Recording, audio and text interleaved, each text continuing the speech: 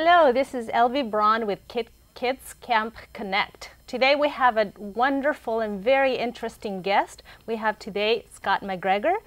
Scott is an entrepreneur. He is a product designer and a technologist and a whole bunch of other things that he's going to talk about today. A lot of experience to tell us about things he's invented, small businesses he started, and all kinds of new ventures he keeps going on all the time that is going to be very interesting for our youth today. Scott, welcome. Thank you. So tell us, technologist, product designer, entrepreneur, what does that mean? So, I think of an entrepreneur as really being a couple of different things. Entrepreneur is really about creating a new venture, a new business. Mm-hmm. So you can be a person who creates a business, or you can be somebody who creates a product, and that because that product or service is now in the world creates a business. And an entrepreneur could be either one of those, or in many cases, certainly in my case, both. So I've had a history of inventing things back from my childhood. In my teens, I invented a new kind of chess set that would be good for traveling, and the pieces wouldn't fall off because I was into chess at the time. And I've created many other things, like I'm a co-inventor of web conferencing. So when you talk with people at a distance and have a meeting today, we all take that for granted today, but that's just a little over 14 years old now. Before that, we didn't have that. Web conferencing, that's quite a feat. I mean, we don't even think about it anymore. It's one of those things that we use every day, but it wasn't here 14 years ago? Right. I mean, you had to jump on planes. And this is actually one of the interesting things to me about creating businesses, is that when you think about a technology, like web conferencing, you're involved in software, and you're involved in hardware, the computers that people are using, and the networks, the internet that connects us all together. And yet the business that we most affected was air travel. You used to think if you want to have a meeting with a bunch of different people who live in different places, either they have to all fly to some place where you are, or you have to go and fly to them. Now all of a sudden they can just get online, and you could be anywhere. That's awesome. What a great way to communicate people. We take it for granted. We even have it on our phones today, and that's right. I mean, and now we got video on there too, so I can use FaceTime and talk to somebody at a distance, and it allows me to actually meet people that I didn't even know that I wanted to meet, or I would never have traveled to, and stuff in all parts of the world, in South America and Africa and Asia and Europe and stuff, can all collaborate together to create something and create a world that's much better than what we have today. Well, thank you personally for that invention. This is one of the many things that you do, but I know that, besides businesses, we use it to talk to our family in different countries, especially in Silicon Valley, where people come from all over the world, and we still have our families, and the kids use it casually, even sometimes to talk to their teachers. I mean, what a great thing. What are some of the other things that we talked about? Entrepreneurship. You are a technologist. How would you define that? So, as a technologist, what I'm interested in is what kinds of technologies, new inventions are out there that can be used in new different ways.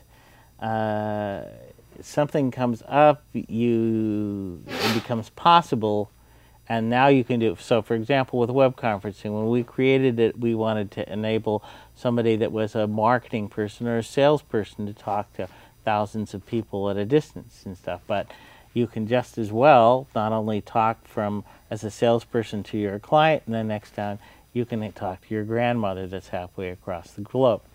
So that's when I think of technologist, is I want to understand what are all the new things that are happening all the time. And as a product designer, what I want to do is I want to go out and say, I know that this technology exists. What problem exists in the world that this technology could help me solve and eliminate that problem? So you are a problem solver. That's what I'm about. And I think here we are at this kids camp group. I find that kids are natural problem solvers.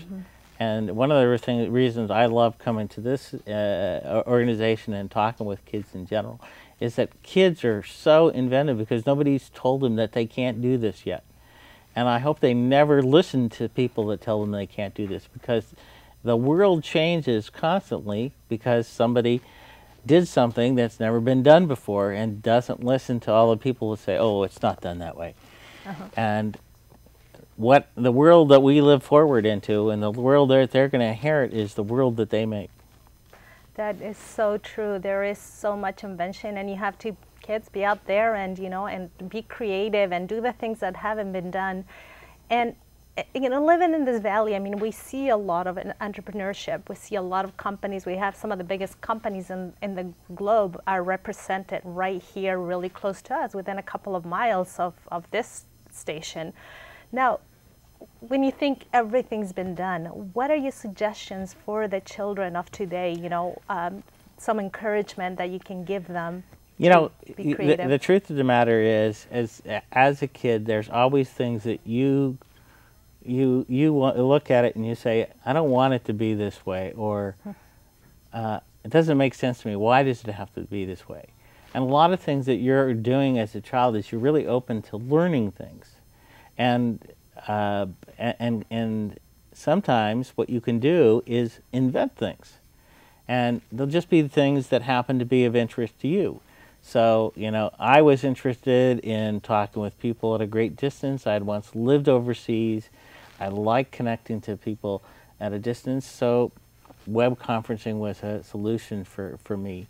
When I played chess, I was in my early teens, and I would travel by car, and I had this little portable set, and I had one that had magnets, and as the car shake, the magnets would move, and I would lose the place. And I had another one that had little tabs, and if I held it upside down, all the things fell out. And Velcro was a new thing, so that's a technology, right? Velcro was out there, and I said, what if I put Velcro on the pieces? Then they don't move. And that was my chess set innovation. So there's new things that people find, that kids are going to find that nobody ever had before. You know, FaceTime on your phone or something. That creates a new possibility for doing something that you couldn't do before. You can have a game with people that you're not, you know, that you're dealing with through the phone instead of face to face. We didn't have that when I was growing up. We didn't even have mobile phones then.